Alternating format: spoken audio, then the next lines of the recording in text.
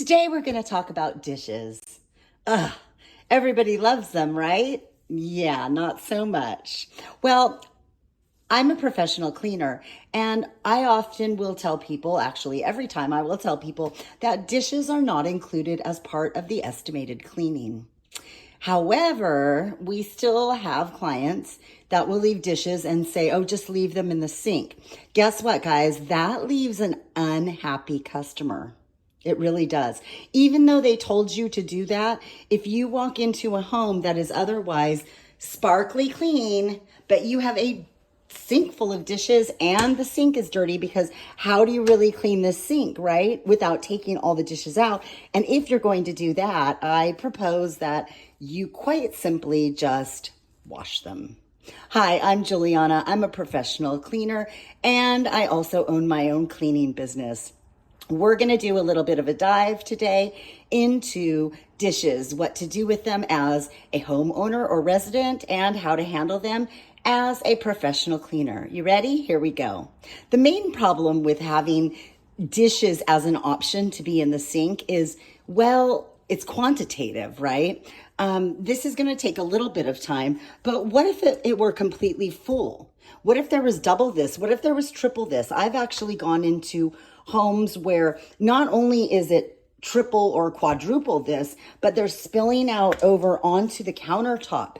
And so what you have here is, even with the dishwasher, right? You may have, if it is in that scenario, a good hour of washing dishes and cleaning the sink, cleaning the area around it. Okay, so this is the main problem for us as professional cleaners, because it's hard to quantify how many dishes. Is it okay to leave a few? Is it not okay? How do we charge if we do offer dishes as an option, etc.? I'm going to let you know that I started this business. I started it almost 3 years ago now. And my idea was no dishes at all. I did have a home cleaner myself for 12 years while I was a teacher, because it's really hard to juggle family and teaching and so on. You get it. So I, as a homeowner, always did my dishes, always picked up and tidied before the house cleaner came, right? Some people call it cleaning for the house cleaner, but there's a reason for that. And I've discussed that in other videos. Okay, so here's the problem. If you say no dishes, then you come into a home and you've got dishes and you're a very particular person, let's put it that way, like me. I'm not going to leave this home with these dishes in the sink. I feel that, everything else is clean and looks beautiful, but not that, right? So I want, and even if the homeowner tells you, don't worry about the dishes, don't worry about cleaning the sink, just leave them, I'm going to suggest that you do them anyway. And here's why.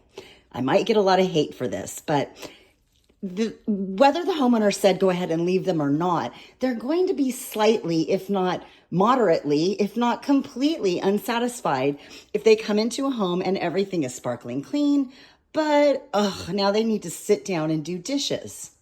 So, or not sit down, but stand up and do dishes. Now, you've paid this homeowner a decent amount of money to clean your home, and it looks lovely, and they cleaned things that you maybe normally would not have gotten to. However, now you still have a task in front of you. And that's where the problem comes in, because when I pay for a service, I expect to come home, right, at least one night out of that week and just cook dinner and clean the dishes. Not to do dishes before I cook dinner and then do dishes again. Not to have to do dishes when I get home on a late night thinking the entire house is clean, and so on and so on. You get it. Okay, so I started off no dishes. Things went well for a while, and then I had clients that would leave dishes.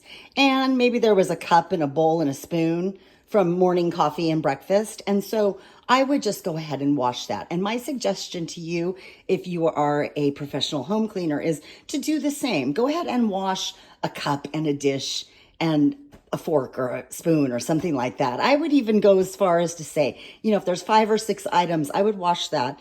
And I would do that at no charge, because you can do it so quickly.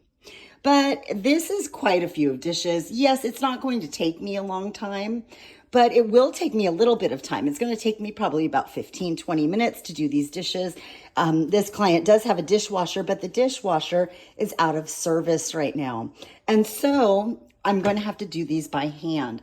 Also note that there's a lot of wine glasses going on here. And yes, they are glass, actually, right?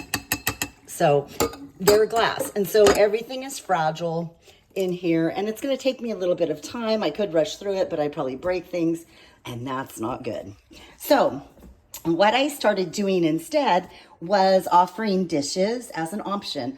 As a side note, I also offer to fold laundry as an option, and I worked out my prices accordingly. And I do laundry by the load. I do dishes as small, medium, and large, and then I charge a flat fee for each one.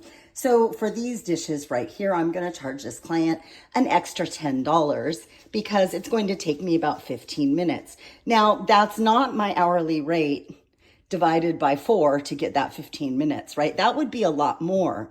However, this is a good client. This is a repeating weekly client, and I've been with them for almost 2 years. It'll be 2 years in January. So this is a relationship that I want to maintain. And if I start charging $25 to do this many dishes, while it's probably fair and reasonable according to my rate, it's probably not going to leave a great impression with the client. So that's my suggestion, is say maybe small, medium, and large. Give 3 options on your checklist. Also, another common thing is, like I said, folding laundry. And I also let the client know that I'm happy to do laundry. They do need to tell me 48 hours in advance, because if they have a lot of laundry, this client travels a lot. And this laundry will consist of taking everything out of suitcases and then dividing the clean from the soiled clothes, and then so on and so forth, putting the clean clothes away.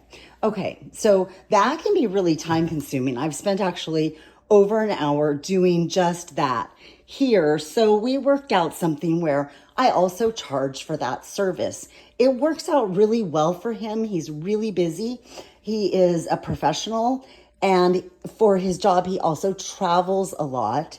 And it works out for me because he calls me or sends me a text a couple of days ahead, says, hey, I've got a lot of stuff going on. Can you do dishes? Can you do laundry? And I charge him. I'm able to charge him accordingly. And then just he can prepay me. So it doesn't mess you up if you're getting prepayment from a weekly or biweekly or monthly client, because you already have set rates that are on your checklist. They know the rates, you know the rates. You can do a quick calculation, or in this case, he knows them so well that he will do the calculation himself, send me over the money, and then send me a text saying, hey, I've got laundry and I've got dishes. So hence the extra money.